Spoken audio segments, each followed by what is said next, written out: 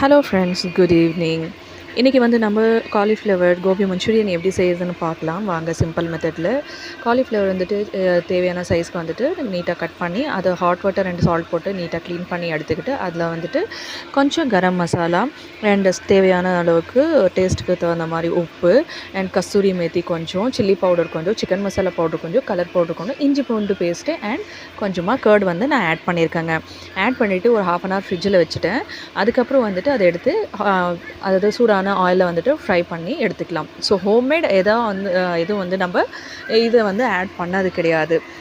Instant powder add பண்ணல. So வீட்டில் இருக்கிறது தான் ஆட் பண்ணி எடுத்திருக்கோம். ஸோ பாருங்கள், ஃபைனலாக வந்துட்டு என்னமா டேஸ்டியான காலிஃப்ளவர் வந்துட்டு கிடச்சிருச்சு எம்மியாக.